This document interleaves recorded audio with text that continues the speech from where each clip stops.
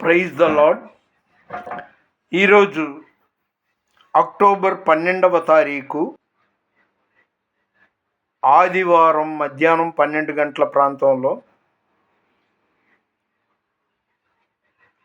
2025వ సంవత్సరం.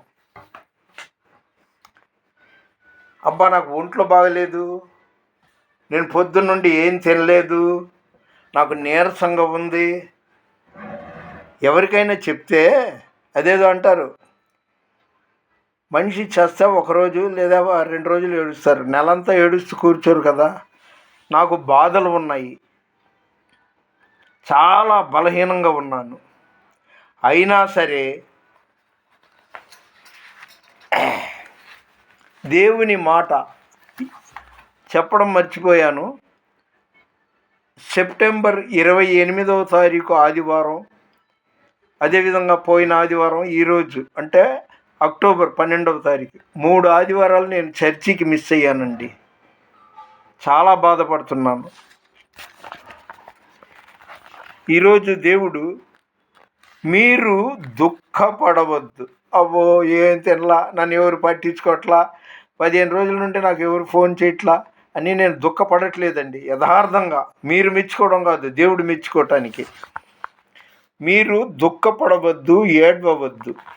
ఈ దినము యెహోవాకు ప్రతిష్ఠిత దినము.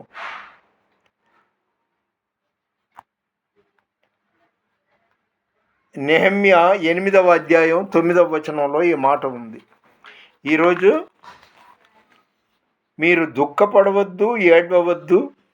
ఈ దినము యెహోవాకు ప్రతిష్ఠిత దినమని జనులతో చెప్పిరి. నెహెమ్యా 8వ అధ్యాయం 9వ వచనం. మీరు ఈ మాట గుర్తుపెట్టుకోండి. ఇది నా ఒక్కడినే ఉద్దేశించి నాతో చెప్పిన మాటలు కాదు. నేను ఏడుస్తూ కూర్చోను. అదేవిధంగా నిర్గమకాండము 23వ అధ్యాయం 21వ వచనంలో, ఆయన మాట వినవలెను, ఆయనకు కోపము రేపవద్దు. By the by, today Sunday 12th 2025 pastors day. నా తోటి దైవ సేవకులు, నాకు పరిచయస్తులైన దైవ సేవకులందరికీ పాస్టర్స్ డే శుభములు, శుభాకాంక్షలు. మరి ఏడవద్దు, దుఃఖపడవద్దు అని ఉంది. ఫిలిప్పీ 4వ అధ్యాయం 4వ వచనంలో, ఆనందించుడి, ఎల్లప్పుడూ ప్రభువునందు ఆనందించుడి అనే మాట ఉంది. కాబట్టి నా వయసు వృద్ధాప్యంలో ఉన్నా నన్ను ఎవరు గత 12-13 రోజుల నుండి పట్టించుకోకపోయినా, ఫోన్ ద్వారా కూడా పరామర్శ చేయకపోయినా, యేసుతో ఉన్నాను, యేసులో ఉన్నాను. కాబట్టి నేను భయపడను, బాధపడను. ఆనందమే పరమానందమే, ఆశ్రయపురమైన యేసయ్యా నీలో, ఆపత్కాలములన్నిటిలో ఆదరించిన అక్షయుడా నీకే స్తోత్రము. ఆపత్కాలములన్నిటిలో ఆదరించిన అక్షయుడా నీకే స్తోత్రము. ఆనందమే పరమానందమే, ఆశ్రయపురమైన యేసయ్యా నీలో, పచ్చిక గల చోట్ల పరుండ చేసితివే, జీవజలములు త్రాగనిచ్చితివే. పచ్చిక గల చోట్ల పరుండ చేసితివే, జీవజలములు త్రాగనిచ్చితివే. నా ప్రాణమునకు సేద తీర్చితివే, నీతియు శాంతియు నాకీర్చితివే. నా ప్రాణమునకు సేద తీర్చితివి, నీతియు శాంతియు నాకీర్చితివి. ఆనందమే పరమానందమే, ఆశ్రయపురమైన యేసయ్యా నీలో ఆపత్కాలములన్నిటిలో ఆదరించిన అక్షయుడా మీకే స్తోత్రము. హల్లెలూయా. అవునండి, ఒకసారి ఆపద జరిగింది.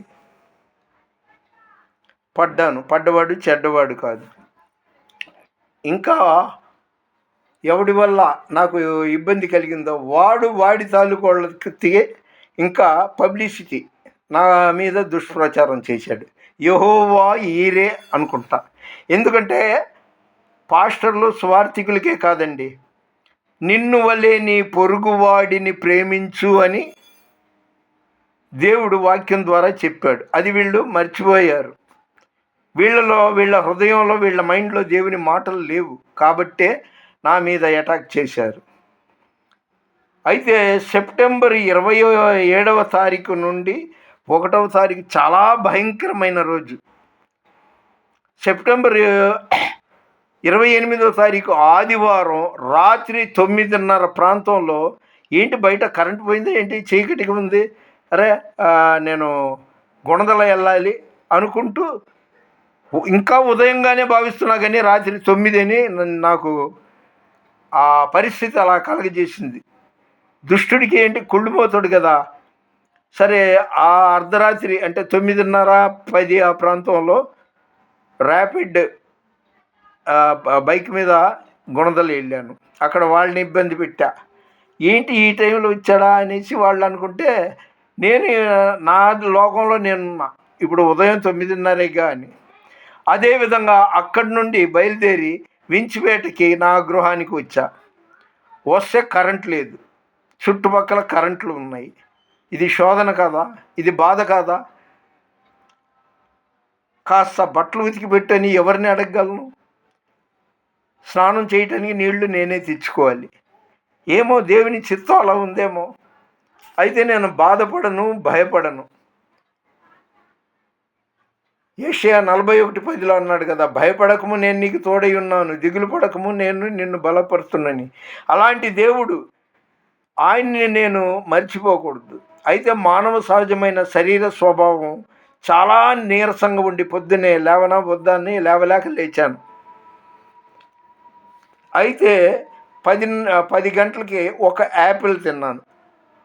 అంటే ఆదివారం 12వ తారీఖు మధ్యాహ్నం 12:30, 1 గంట వరకు ఏమీ తినలే, కేవలం ఒక యాపిల్.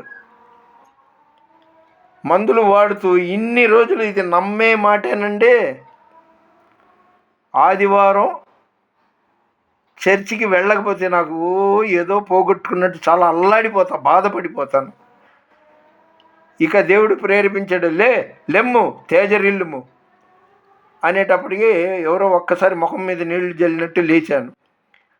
లేచి ఒక పావుగంట మోకరించి ప్రార్థన చేశాను. ఏమండి, ఏ క్షణమైనా రెడీగా ఉండాలి మనిషిగా పుట్టినోడు. ఏదే పిలుపు కోసం నేను సిద్ధంగానే ఉన్నానండి. చావంటే నాకు భయం లేదు. అయితే అది ఏ దేవుని సన్నిధిలో ఉన్నప్పుడో నాకు మరణం సంభవిస్తే బాగుంటుందని కోరుకుంటున్నాను.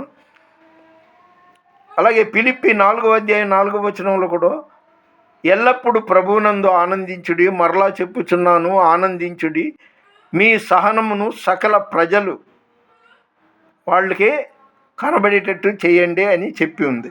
కాబట్టి దేవుడు మాట్లాడే దేవుడు, ఆయన మనలో శ్వాసగా ఉన్న దేవుడు. అటువంటి దేవుడు నాకు దేవుడై ఉన్నందుకు స్తోత్రాలు. రాత్రిపూట మరీ అల్లాడిపోతుంటాను. ఇబ్బంది 6:30 అయిందంటే కంటి చూపు కనబడదు. వెతుక్కుంటూ వించిపేట అంబేద్కర్ బొమ్మ దగ్గర నుండి ఆ పంజా సెంటర్ వరకు ఏదైనా ఆహారం తెచ్చుకుందాం హోటల్లో అనేసి వెళితే అటు ఇటు వాహనాలు, అలా లైటింగు, ఆ కాంతి ముఖం మీద పడేటప్పుడు అసలు కళ్ళు కనబడట్లా, చాలా చీమలాగా నడుస్తుంటాను. తప్పదు మరి. మా ఆవిడ అదృష్టవంతురాలు. 6 ఏళ్ల క్రితం ఈ బాధలు ఈ సోది లేకుండా శుభ్రంగా దేవుని యందు నిద్రించింది. అయితే నేను దేవుని తప్పు పట్టను. ఆఫ్టర్ ఆల్ ఎంత చీమలాంటి వాడిని. దేవుని చిత్తం ఏమయ్యిందో దేవుని లెక్కలు దేవునికి ఉంటుంది. పడ్డగోడ పడ్డట్టు ఉండదు. కాబట్టి మరొకసారి పాస్టర్స్ డే సందర్భంగా మీ అందరికీ శుభాకాంక్షలు. ఒక పాస్టర్ ఫెలోషిప్ ఉందండి. అది ఒక నెల 7 మైళ్ళ దూరంలో ఉన్న పలానా చర్చిలో పెడతారు. మరొక నెల 4 మైళ్ళ దూరంలో ఉన్న మరొక దైవజనుడి చర్చిలో పెడతారు. అంటే వాళ్ళు హోస్ట్ అన్నమాట. వచ్చే నెల మేము పెడతామని. రేపు సోమవారం ఒక పాస్టర్ ఫెలోషిప్ ఉంది కానీ చాంతాడంతా అడ్రస్ పంపారు. ఏలూరు రోడ్డు వెళ్ళి అట్నుండి మహానాడు దగ్గరికి వెళ్ళి అట్నుండి ఇటు వెళ్ళి ఇటు నుండి అటు వెళ్ళి ఇంత తతంగం నాకు ఆ ఓపిక లేదు. అలాగే రాజు బీరా గారు కూడా ఈ 13, 14, 15 తారీఖులు అనుకుంటా ఆయన చర్చిలో జీసస్ ఫెయిత్ చర్చిలో సదస్సులు ఉంది రమ్మన్నాడు. వెళ్ళే అవకాశం లేదు. బాగా నీరసించిపోయానండి. దేవుని చిత్తం ఏమైందో కానీ ఆ విధంగానే జరగాలి. నా జీవిత భాగస్వామివి నీవు, నా ప్రాణముతో పెనవేసుకున్నావు నీవు. నా జీవిత భాగస్వామివి నీవు, నా ప్రాణముతో పెనవేసుకున్నావు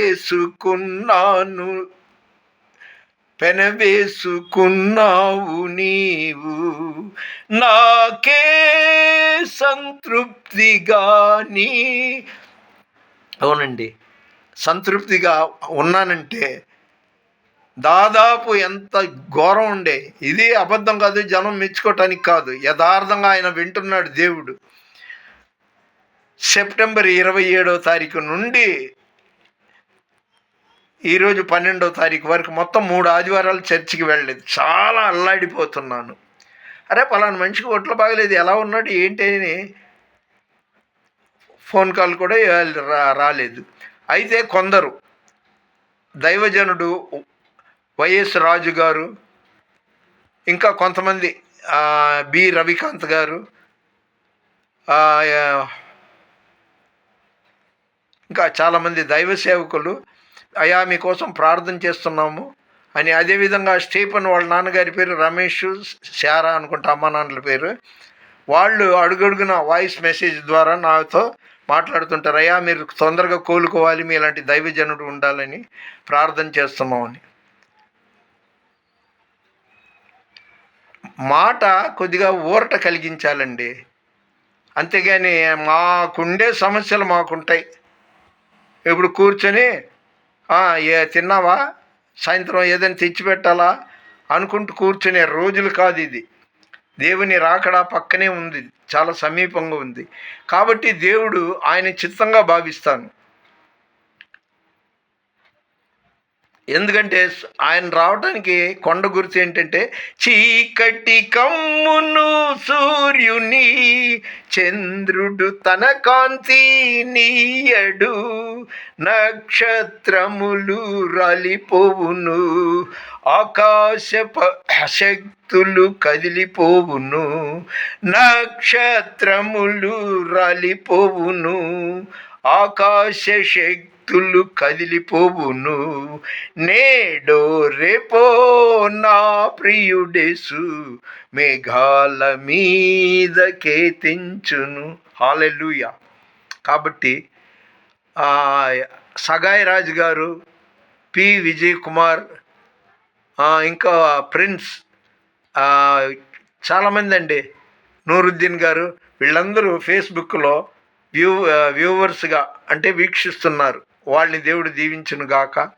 అలాగే జెట్టి శ్యాంబాబు గారితో సహా కె యోసేపు, మంటి మురళి, ఇలాగా చాలామంది మై స్టేటస్ చూస్తున్నారు. వాళ్ళందరినీ దేవుడు దీవించాలని నా ప్రార్థనలో జ్ఞాపకం చేసుకుంటున్నాను. నా స్థితిలో ఉంటే అయ్యా ఫోన్పే పంపండి ఆయనే అనొచ్చు, నేను అనను. అయినా అడగంది అమ్మాయిని పెట్టదు. నా ఫోన్పే నెంబరు 939450